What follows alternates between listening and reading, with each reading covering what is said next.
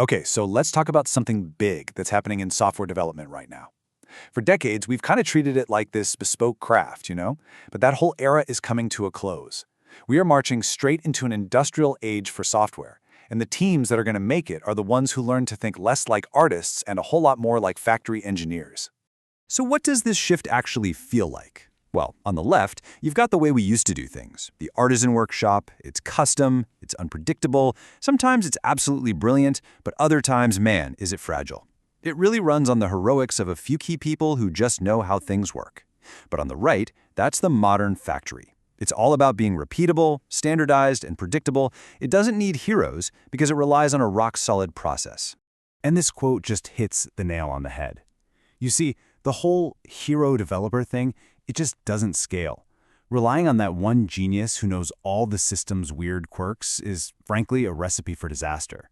A real industrial process has to be so robust that pretty much anyone can operate it safely. For the longest time, the hardest part of our jobs was just writing the code, just getting the features out the door. But that whole equation is flipping on its head. Now, quality is the real bottleneck. I mean, think about it for a second. With AI, with amazing frameworks, with all these layers of abstraction, the actual cost of producing that first draft of code is just plummeting. We're about to be swimming, maybe even drowning, in code.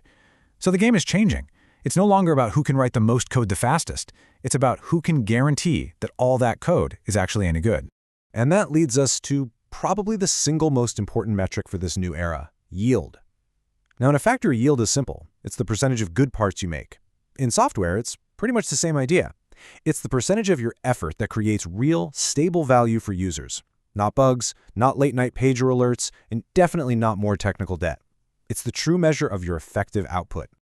So, if we want to build a better software factory, where do we look for inspiration? What's the perfect model? Well, it might surprise you, but I think we should be looking at Lego. You see, Lego's true genius isn't just that they make really good plastic bricks. It's the guarantee. It's the ironclad promise that a brick you buy today will fit perfectly with a brick made 50 years ago. That compatibility, that's not just a nice feature. That is the entire product. And this right here is the magic word, composability. It's this incredible idea that when your components are so perfectly standardized, when their interfaces are non-negotiable, you create a system where the whole is so much greater than the sum of its parts. You unlock this amazing potential where the only limit is your own imagination. And this is where the analogy gets really powerful. On the Lego side, you have these non-negotiable, precise interfaces. That leads to frictionless assembly and value that compounds over time.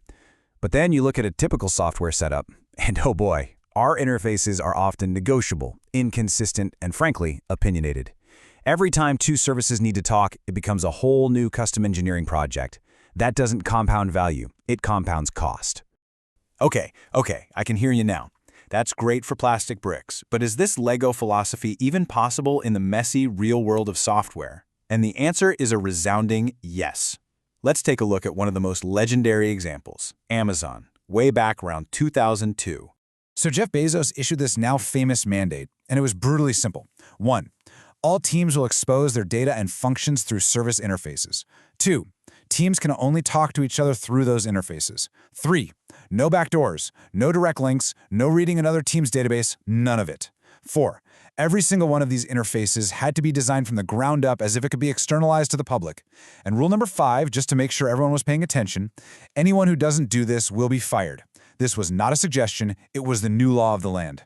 And the result of this ruthless top-down standardization? You might have heard of it. It's called Amazon Web Services, or AWS. By forcing every single internal service to act like a perfect, predictable Lego brick, they accidentally created one of the most valuable and composable platforms in the history of computing. They achieved through sheer force of will what Lego achieved with perfectly engineered molds. So that's the dream, right? The Amazon model? But let's get real for a minute. What's the reality for most of us? What happens when you throw a powerful new technology like AI at the complex, messy systems most companies actually have? Because, let's be honest, most code bases aren't these elegant, well-designed systems. No, they're what's often called a big ball of mud, a tangled mess of code and dependencies held together by institutional memory, the stuff that's only in a few key people's heads, and the collective prayer that nobody touches that one fragile part over there. So that brings us to the billion-dollar question, maybe the trillion-dollar question at this point. When you point a fire hose of AI-generated code at that ball of mud, is it going to be a productivity multiplier, or is it just going to become a defect multiplier helping you create bugs faster than ever before? And the scary answer is, it completely depends on the quality of your existing system. If you have a strong, well-defined Lego-like infrastructure, then sure, AI can absolutely boost your yield. But if you're working with that ball of mud, AI just becomes a defects multiplier. It's like having a faster machine to produce scrap metal. The quality controls have to be in place first. So how do we fix this? How do we get out of this trap? How do we move away from relying on heroes and start building a real engineering process that actually improves our factory's output? First things first, we have to understand the huge difference between bad process and good process. To a lot of engineers, process is a dirty word. It means bureaucracy, more forms, more meetings, more friction. That's not what we're talking about. A true engineering process has one goal: to reduce variance. It creates control, clarifies ownership, and measurably improves the quality of what you ship. So what can you actually do, like starting tomorrow? First, standardize your most critical interfaces. Seriously, make them as boring and predictable as a 2x4 Lego brick. Second, every time there's an incident, treat it like a yield failure, a fundamental flaw in your production line. Next, start measuring the quality of your vendors and dependencies. Are they helping or hurting your yield? And this is a big one. Make quality a prestigious thing. Reward the people who prevent fires, not just the ones who put them out. And finally, start shifting your team's focus away from just feature velocity and towards real defect reduction. And I want to be super clear about something. This is not about turning brilliant engineers into drones on a joyless assembly line. It is the absolute opposite. By automating and standardizing all the routine stuff, you free up your best and brightest people to focus on the truly hard, creative problems. The stuff like architecture, complex system design, and thinking through failure modes. The work that actually requires human judgment. So, I'll leave you with this question to take back to your team.